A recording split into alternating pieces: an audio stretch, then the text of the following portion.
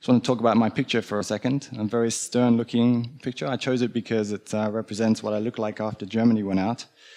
But I also want to thank Ransu for giving me this spot because I think it was Cumberland was supposed to be talking about OTC. And he also gave me a cool title, so How Big Money Uses Crypto Desks. So a little bit of background about me, and then I'll basically not use more than 10 minutes, Ryan giving me the hurry up. So I have a finance background. 2007 I started learning to trade, been trading ever since. When I left London after the finance career, I went to China. 2013, a friend of mine introduced me to Bitcoin. I did not get involved in Bitcoin. So he's really rich and I'm not so rich. But fast forward to mid-2016, I read a book called Digital Gold, which talked about Jesse Powell from Kraken going to Japan, trying to help the Mt. Gox team after the hack. Then he went back, created Kraken, and that was in the book a Bitcoin exchange. Now, trading background, very interested in Bitcoin. I jumped on the website, signed up, went through the process, and when I got to the interface, I saw that there's a bunch of currencies that I can actually trade. So I stopped trading everything else. I was working in a traditional startup in Berlin, and that lasted about 3 more months after I discovered crypto. And then I decided, okay, I'm going to go into crypto full-time on the trading basis, and then just take a year out to learn as much as possible. And then at the end of last year, Q4, I got an opportunity to actually join Kraken, which for me was a very surreal experience. I'd read a book about Kraken like 1 year earlier, and then a year later I'm actually working for the company. So I worked with the most important clients on Kraken, and basically there's two buckets. The first bucket is you are a volume trader, probably using an API, you're making 50, 100, 500 trades per day. So that's like a volume trader. And then there's the other traders who trade less often, but with much bigger size. And those guys spoke to our OTC desk, and that's where I focused my energies. End of March this year, I left to focus exclusively on OTC, and that's why I've been asked to have a chat to you guys about the OTC process, the OTC market. So next 10 minutes, I'll explain the following. So what is OTC? Been speaking about it for a while, so if you don't know, I'll explain in a second. Reasons to transact using OTC. Like why the hell would you make an OTC trade when you can just go to your exchange and put in some numbers and click a button and buy or sell? If you make that decision to use an OTC like trade, what are the mechanics? How does the trade settle? And the difference between an OTC desk, so someone like Cumberland, if they were standing up here, and what we do at S&P, which is an OTC brokerage. So I'll just run through those things really quickly. So Investopedia says over-the-counter is a security, think Bitcoin, Ethereum, etc., traded in some other context than on a formal exchange.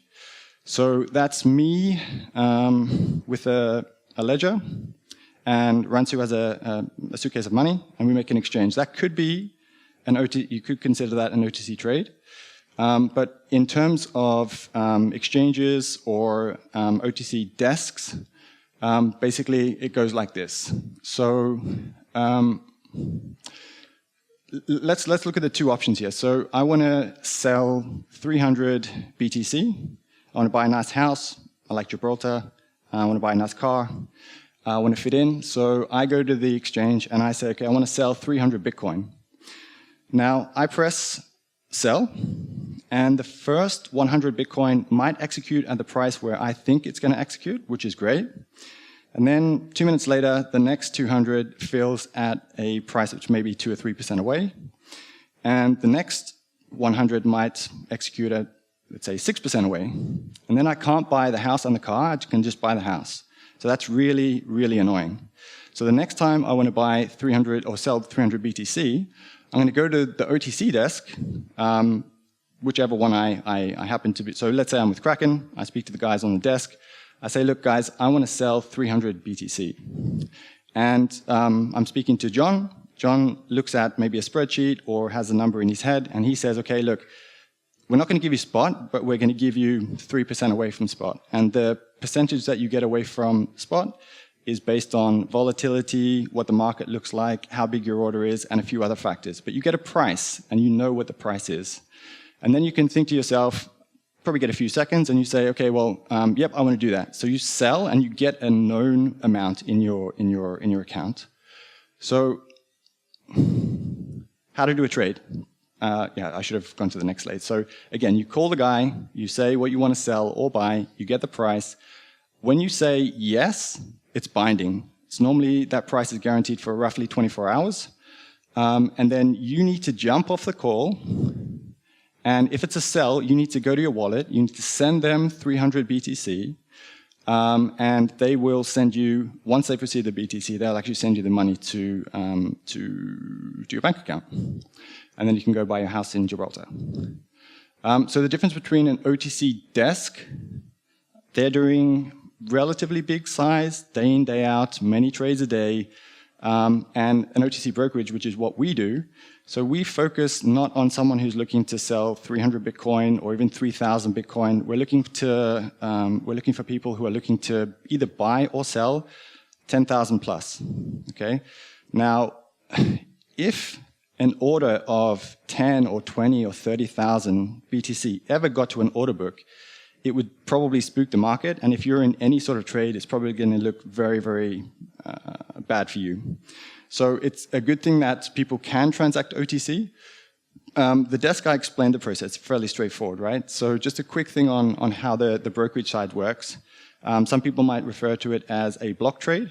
And essentially what it looks like this. So someone comes to us, they say, let's say they're a miner, we want to sell 50,000 BTC. We go out to the market, or it might be an ICO, let's say they want to sell 25,000 ETH. We go out and we find the other side. We bring the two sides together.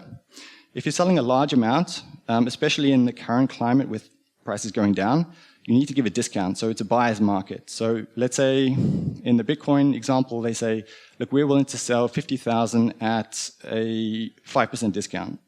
We go out, we find the buyer, and the buyer says, look, price is going down, right? I still want some sort of buffer. I know price can go up and down in Bitcoin by a few percent per day, but I want -2.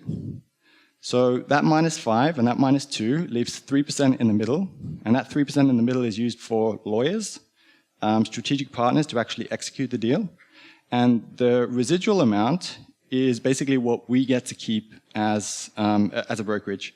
And it's basically split, if there's 2% left over, 1% for for us as a sell side, and 1% for the buy side.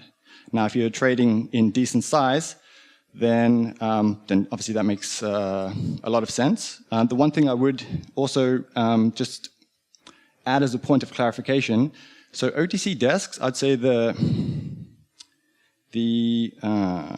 noise to signal ratio, and what I mean by that is noise would be someone calling up a desk and basically wasting the person's time versus someone calling up a desk and actually making a trade. So for 50 Bitcoin, 100 Bitcoin, etc.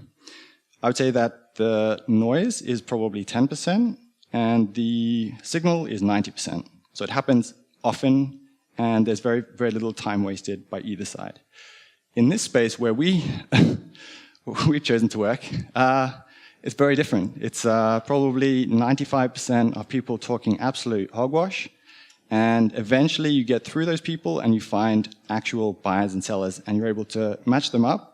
And the most important thing is actually to find the right process. So some guy might say, I want to use my lawyer. Another guy says, I want to use my bank. And you need to try and massage those two processes to get them together.